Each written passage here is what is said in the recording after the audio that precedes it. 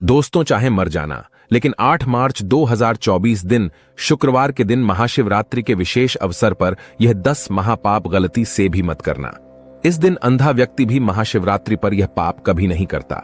साथ ही जानिए पूजा का शुभ मुहूर्त और पारण का समय। दोस्तों, महाशिवरात्रि प्यार का प्रतीक है, समस्त संसार को उजागर करने का विशेष पर्व है। यह खुशियों का संचार भारत ही नहीं अपितु विदेश में भी महाशिवरात्रि बड़ी ही धूमधाम के साथ मनाई जाती है।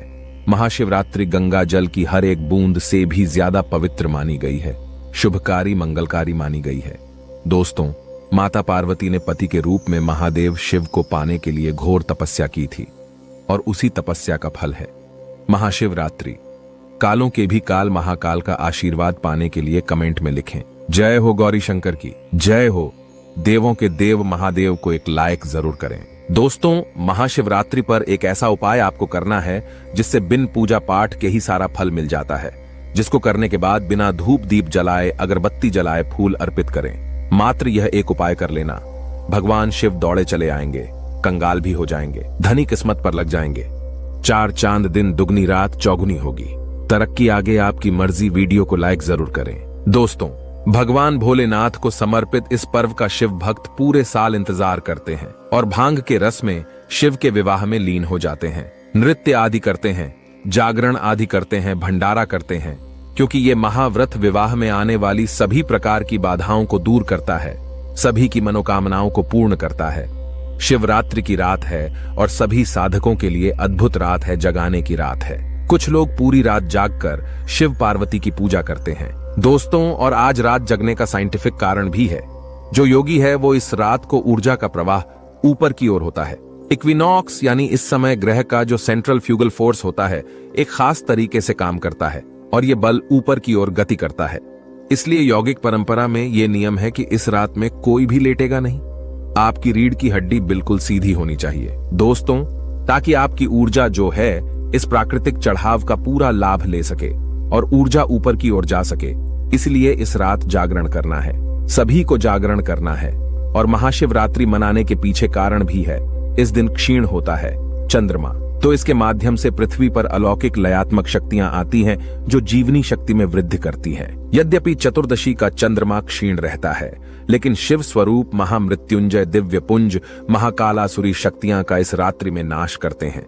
इसलिए मारक हो, अनिष्ट की आशंका हो, आपके जीवन में लगता है किसी ने कुछ किया धरा हो, तो इस महामृत्युंजय शिव की आराधना कर आज की रात आप अपनी सभी प्रकार के बुरी अनिष्ट शक्तियों से छुटकारा पा सकते हैं। जो लोग भोलेनाथ माता पार्वती की पूजा करना चाहते हैं वो इस दिन अपने घर पर पारद का शिवलिंग रख लीजिए, अभिमंत्रित होना चाहिए। जो भी शिवलिंग आप रखें अच्छे से उनको मंत्रों द्वारा भी अभिमंत्रित करके रखें। स्फटिक हो, नर्मदेश्वर शिवलिंग हो, कोई भी रखिए, अच्छे से उनको भोलेनाथ को अपने घर पे ही पूजन कीजिए, एक लोटा जल चढ़ाकर, क्योंकि मंदिरों में बहुत भीड़ भाड़ होती है और महाशिवरात्रि पर यही भीड़ का नजारा बहुत ही खूबसूरत लगता है। कोने कोने में शिव भक्त हैं।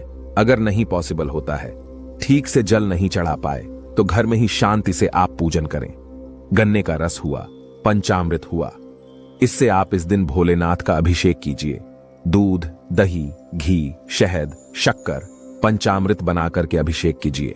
दोस्तों, फिर भोले बाबा का श्रृंगार कीजिए, चंदन चढ़ाइए, अक्षत चढ़ाइए, जनेऊ अर्पित कीजिए। थोड़ा सा इत्र चंदन का इत्र विशेष रूप से भोले बाबा को बहुत प्रिय है, तो वो आप अर्पित कीजिए। उनके पसंदीदा पुष्प चढ़ाइए, आंकड़े की माला से उनका श्रृंगार कीजिए।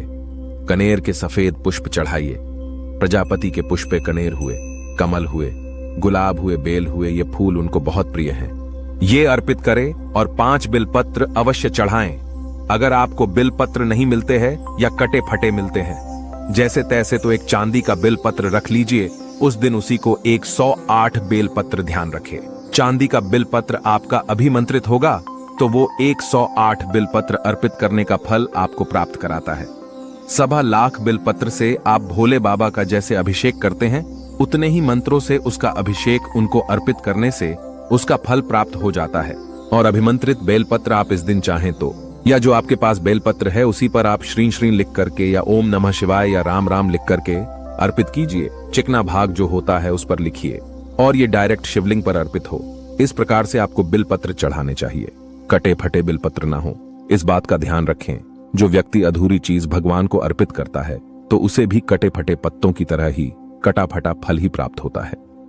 दोस्तों, कहते हैं कि जब भोलेनाथ ने गले में विष धारण किया था तो आदि शक्ति मां के कहने पर देवताओं ने भगवान शिव के सिर पर भांग, धतूरा, बेलपत्र आदि रखा और निरंतर जल अभिषेक किया था, जिसकी वजह से उनके मस्तिष्क का ताप कम हुआ था और उस समय से ही भोलेनाथ को भांग, धतूरा चढ़ाया जाता है।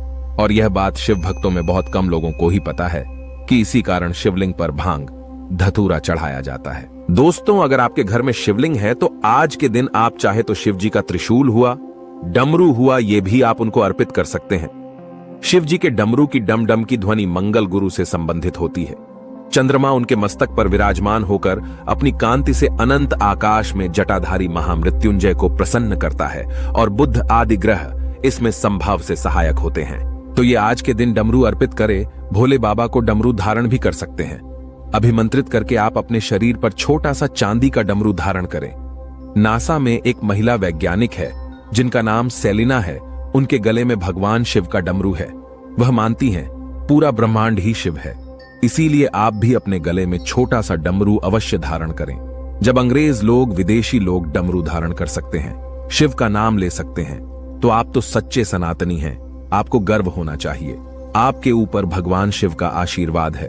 आप सनातनी हैं।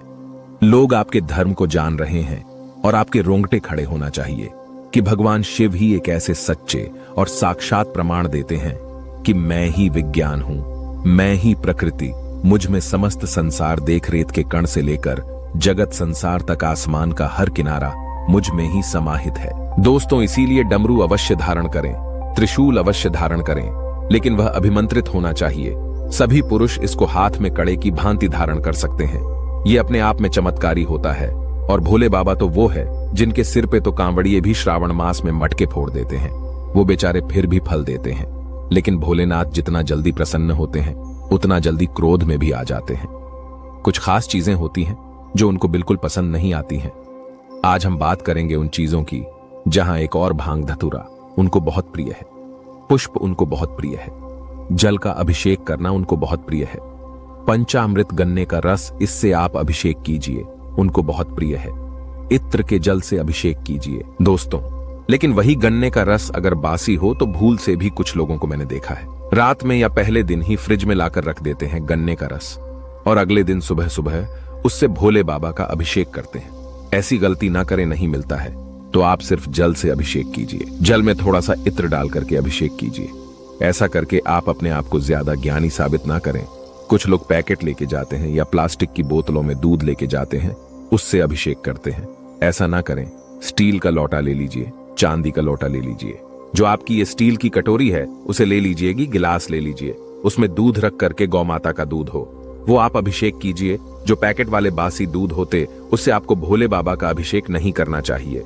उसमें कई केमिकल मिले होते हैं और बाजार में मिलने वाला पैकेट वाले दूध में कई जानवरों का दूध मिक्स होता है जो कि शुभ नहीं माना जाता। नॉर्मल जल से अभिषेक कर लीजिए। अगर नहीं मिलता है तो यह भी बहुत चमत्कारी होता है। उसकी जगह सरसों तेल ले लीजिए, उससे अभिषेक कीजिए। तेल के तेल से अभिषेक कीजिए, ये सभी चमत्कारी होते हैं। लेकिन नारियल पानी से भी कुछ लोग अभिषेक करते।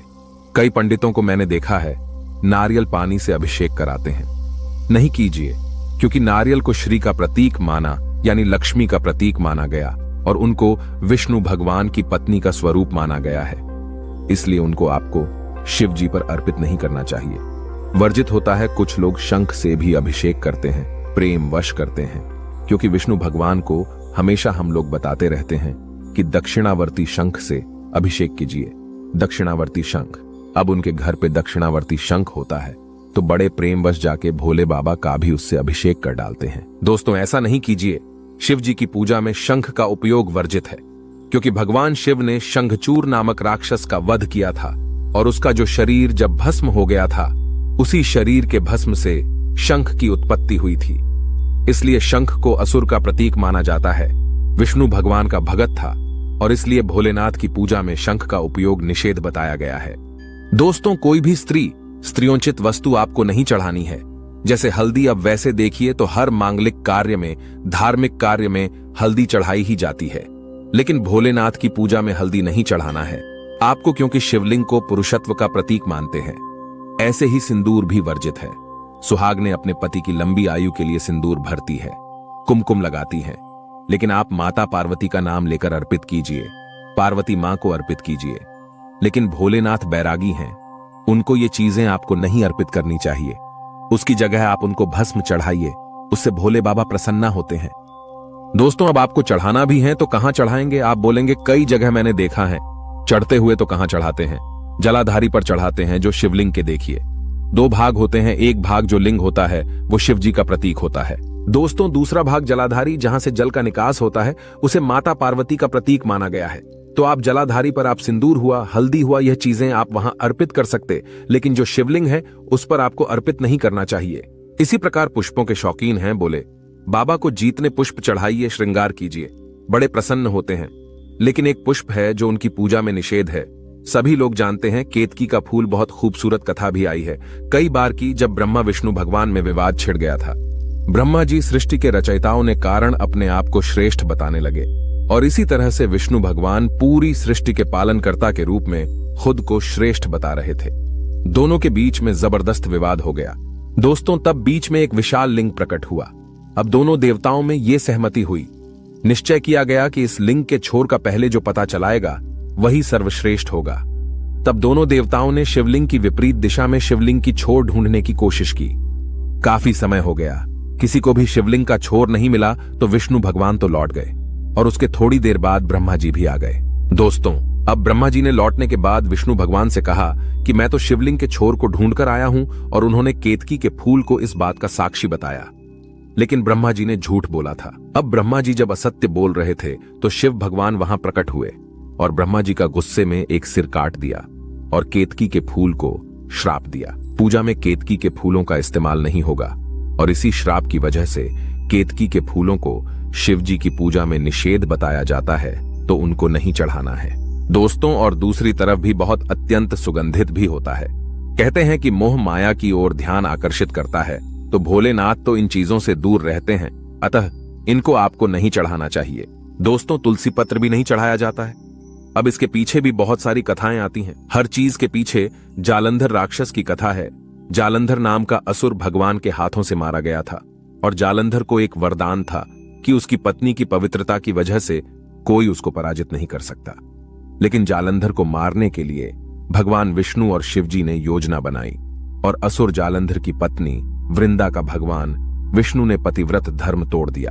और तब जालंधर की मृत्यु की खबर वृंदा ने सुनी, तो वृंदा ने आत्महत्या कर ली, और उसी जगह पर तुलसी का पौधा उग आया। और वृंदा ने शिवजी को भी श्राप दिया था कि उनकी पूजा में तुलसी की पत्तियां वर्जित रहेंगी। शिव पूजा में कई जगहों पर यह अपवाद है, तिल नहीं चढ़ाना चाहिए। लेकिन मैं खुद मानती हूं कि भगवान शिव की पूजा में तिल आपको अर्पित करना चाहिए। अगर आप पाप नाश के लिए करना चाहते हैं, कुंडली में शनि दोष है, तो आपको काले तिल आप चढ़ा सकते हैं, अन्यथा आपको काले तिल अर्पित नहीं करने चाहिए। शिवलिंग की पूजा में कभी भी 1 या 2 बिलपत्र नहीं चढ़ाने चाहिए, हमेशा 3, 5, 7, 9 ऐसे चढ़ाने चाहिए। और बिलपत्र पर हमेशा प्लेन बिलपत्र नहीं चढ़ाना चाहिए, उस पर कुछ ना कुछ लिखे। आप ओम लिखिए, ओम नमः शिवाय लिखें, राम राम लिखिए। इसके बाद उन पत्तों को आप चिकने भाग से शिवलिंग पर अर्पित करें, और इस समय ध्यान रखें, कहीं भी पत्ते जो है बेलपत्र वो कटे फटे नहीं होने चाहिए। शिवलिंग पर जब आप चंदन चढ़ाते हैं, कई लोगों को मैंने देखा है बीच की उंगली से चंदन चढ़ाते हैं। इससे आप जितना चंदन चढ़ा रहे हैं उतना गुना आपका पाप चढ़ता है। उल्टा ऐसी गलती कभी नहीं करिए। अनामिका उंगली को छोड़कर कभी भी जो रिंग फिंगर है आपकी, उसको छोड़कर किसी भी दूसरी उंगली से आपको चंदन नहीं लगाना चाहिए। सिर्फ पूजा में, भोलेनाथ की पूजा में अनामिका उंगली को ही शुभ माना गया है। भोलेनाथ की पूजा में अक्षत, मैं हमेशा कहता हूं कि अक्षत का उपाय भी बताने वाला हूं। जबरदस्त उपाय है दोस्तों। अब इनकी पूजा में अक्षत का उपयोग करना चाहिए। अक्षत यानी बिना टूटे हुए चावल। टूटे हुए चावल कभी भी गलती से भी शिवजी की पूजा में नहीं चढ़ाएं, हमेशा साबुत चढ़ाएं। मात्र 5 दाने चावल चढ़ाइए, आपके पास नहीं है ज्यादा तो 1 मुट्ठी चावल का नियम आता है। पूरा आपको सारी पूजा करने के बाद अर्पित करना चाहिए, दोनों हाथों से मनोकामना बोलते हुए। लेकिन अगर इतने चावल नहीं है तो 5 दाने ही अर्पित कीजिए, यह भी श्रेष्ठ कहा गया है, और यह चावल को श्रेष्ठ माना जाता है। देव अन्य कहा गया है। सभी देवताओं को प्रिय होता है। चावल तो आप चाहें तो इस पे सुगंधित द्रव्य लगा करके भी आप इसको भोलेनाथ पर अर्पित कीजिए। और अक्षत चढ़ाने का तात्पर्य ये होता है, अभिप्राय ये होता है कि हमारा पूजन अक्षत की तरह पूर्ण हो। दोस्तों, अन्न में श्रेष्ठ होने के कारण इसको चढ़ाते समय यह भाव रहना चाहिए कि जो भी अन्न हमें प्राप्त होता है, हे प्रभु, वो आपकी कृपा से प्राप्त होता है। हमारे अंदर यही भावना बनी रहे और इस प्रकार से भावना करते हुए अंत में आपको एक मुट्ठी चावल जरूर अर्पित करना चाहिए। दोस्तों, बहुत ही खूबसूरत दिन है और भोलेनाथ को आप अरहर की दाल के पत्ते, अरहर की दाल ये भी चढ़ा सकते हैं। इससे सुख समृद्धि में वृद्धि होती है। अगर आपके जीवन में कोई तकलीफ दूर नहीं हो रही है, कोई विशेष कार्य पूर्ण नहीं हो रहा है, तो मूंग की दाल चढ़ाइए। जीवन में संतान सुख की कमी हो रही है तो गेहूं चढ़ाना चाहिए। और जो भी शिवलिंग हो, चाहे पत्थर का हो, मिट्टी का हो, चीनी मिट्टी का हो, आप जब भी किसी मंदिर आदि में जाते हैं तो वहां पर क्या होता है, आपको शिवलिंग पर जो चढ़ावा प्रसाद है, मैंने कई जनों को देखा है, वहां से लेकर के आ जाते हैं। गलती से भी शिवलिंग पर चढ़ा हुआ प्रसाद आपको नहीं लेकर के आना चाहिए। दोस्तों, कहा जाता है ये चंदेश्वर का भाग होता है। चंदेश्वर का अंश यानी ये प्रसाद भूत प्रेतों का अंश होता है, इसलिए कभी भी शिवलिंग पर चढ़ावा प्रसाद नहीं खाना चाहिए। दूसरी चीज, शिवलिंग की जब परिक्रमा की जाती है तो जैसे चंद्रमा आधा होता है, शिव जी की मस्तक पर आधा चंद्रमा होता है, इसी तरह से उनकी परिक्रमा भी आधी की जाती है। इस बात का ध्यान रखें। दोस्तों, शिवरात्रि के दिन दूसरों को दुख पहुंचाना, किसी की गलत तरीके से कोई हानि पहुंचाना, सीधे साधे लोगों को परेशान करना, मंदिरों में जा रहे हैं तो गलत तरीके से ताक झांक करना, इस तरह के लोगों को हमेशा शिवजी पाप देते हैं, इनसे नाराज हो जाते हैं। क्योंकि शिव पुराण में लिखा है, साक्षात महाशिवरात्रि के पावन अवसर पर भगवान शिव किसी भी रूप में धरती पर आ सकते हैं और भक्त की परीक्षा ले सकते हैं। भगवान शिव आपकी कठोर परीक्षा भी ले सकते हैं, साधारण परीक्षा भी ले सकते हैं। इसीलिए ऐसा पाप कभी मत करना।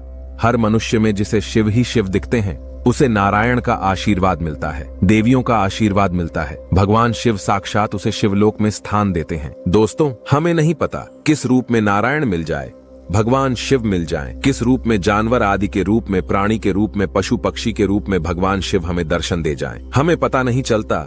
इसीलिए मनुष्य को चाहिए कि साधारण जीवन और सरल स्वभाव, उसके मन में ममता कूट कूट कर भरी होनी चाहिए। तभी ही भगवान शिव उसे दर्शन देते हैं और दीर्घायु प्रदान करते हैं और उसके मन में ही शिव वास करते हैं, श्री हरिवास करते हैं। दोस्तों, क्योंकि एक बार जब पार्वती माता ने भोलेनाथ से पूछा कि आप गृहस्थ लोगों का कल्याण किस तरह से हो सकता है, तो भोलेनाथ ने बताया कि ऐसे गृहस्थ पर सभी देवता हों, ऋषि मुनि हों, महर्षि हों, प्रसन्न रहते हैं, जो सच बोलते हैं, जो सभी प्राणियों पर दया करते हैं, जो अपने मन और इंद्रियों पर संयम रखते हैं, सामर्थ्य के अनुसार सेवा परोपकार करते हैं, अपने माता पिता, अपने बुजुर्गों की सेवा करते हैं, जो शील से रहते हैं, एक पत्निष्ठ रहते हैं, सदाचार से रहते हैं, अतिथियों की सेवा के लिए तत्पर रहते हैं, क्षमाशील होते हैं और धर्म पूर्वक धन का उपार्जन करते हैं, जो दूसरों के धन पर लालच नहीं रखते, जो पराई स्त्री को वासना की नजर से नहीं देखते, जो किसी की निंदा नहीं करते और सबके प्रति मैत्री और दया का भाव रखते हैं,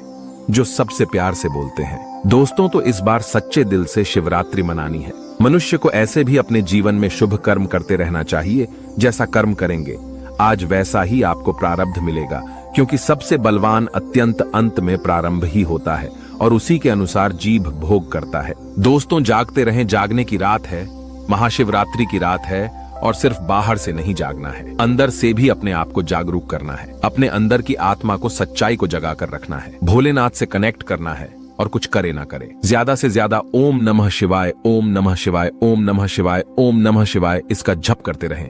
अगर आप भगवान शिव को अपना पिता मानते हैं, सच्चे दिल से उन्हें अपना ईश्वर दाता, जगत गुरु, समस्त संसार हेतु, ब्रह्मांड का दाता मानते हैं, यूनिवर्स मानते हैं, गैलेक्सी मानते हैं, उनसे प्यार करते हैं, तो एक लाइक जरूर करना।